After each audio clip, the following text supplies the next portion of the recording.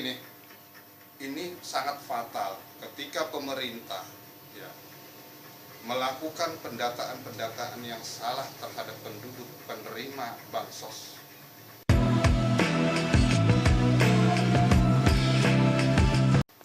Assalamualaikum warahmatullahi wabarakatuh. Pak, maaf mengganggu. Waalaikumsalam warahmatullahi wabarakatuh. Bapak Ansori, apa yang bisa saya bantu? Jadi gini Pak, banyak di lapangan mengenai masalah bansos yang pada dasarnya ada suatu kecemburuan sosial atau kesenggangan sosial karena ada yang tidak dapat, ada yang dapat, dan justru yang nggak dapat ini mengaku yang tidak mampu. Nah, menurut tanggapan Bapak? Oke, makasih Bapak Ansori. Jadi sebenarnya dengan musim pandemi COVID-19 ini, rakyat telah diberi suatu amanat oleh negara untuk mendapatkan fasilitas bansos, baik itu dari tingkat pusat maupun provinsi, kabupaten, bahkan dari tingkat desa. Dan sepatutnya dan selayaknya ketika rakyat tidak menerima apapun bantuan sosial tersebut, ternyata dilihat dari fakta di lapangan layak mendapatkan, ternyata tidak mendapatkan. Itu merupakan urgensi rakyat sendiri untuk melakukan langkah-langkah apa yang dilakukan tepat supaya mereka dapatkan. Ketika hak-hak tersebut diabaikan oleh pemerintah, maka rakyat yang dianggap tidak layak tadi dan tidak mendapatkan bantuan sosial berhak untuk melakukan suatu tindakan, berhak untuk melakukan suatu gugatan karena adanya suatu unsur kesalahan. Kesalahan apa dalam hal ini? Kesalahan dalam hal pendataan penduduk yang layak dan tidak layak untuk mendapatkan bansos.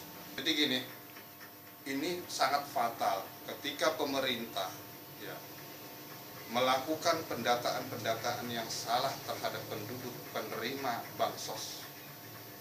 Ini ada kesalahan fatal. Ini perlu adanya suatu tindakan-tindakan sebagai apa, shock terapi kepada pemerintah yang mana pladra-pledre menentukan bansos yang dianggap layak oleh pemerintah. Untuk itu nanti saya akan dengan tim ini bergerak kalau ada pengaduan-pengaduan terkait masyarakat yang dianggap layak menerima bantuan tetapi tidak mendapatkan bantuan. Ketika ada aduan tersebut nanti akan melakukan suatu upaya-upaya hukum. Kalau emang toh rakyat itu di masyarakat tersebut diangkat, perlu untuk melakukan langkah hukum. Kalau tidak, wallahu a'lam, mereka sudah menerima apa adanya saja. Seperti itu Pak Ansori. Langkah berikutnya, nanti saya akan mengumpulkan suatu fakta-fakta di lapangan. Dengan cara apa?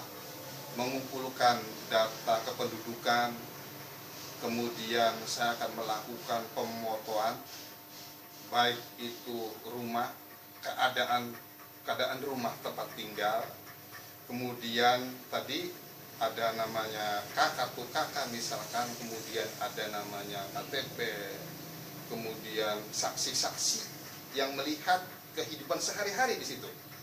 Nah, saksi-saksi yang melihat kehidupan sehari, mereka tetangga-tetangga tentunya itu tahu kehidupan orang tersebut seperti apa, penghasilannya berapa kan gitu, bisa kerja tidak, usianya berapa, mereka tahu aktivitas sehari.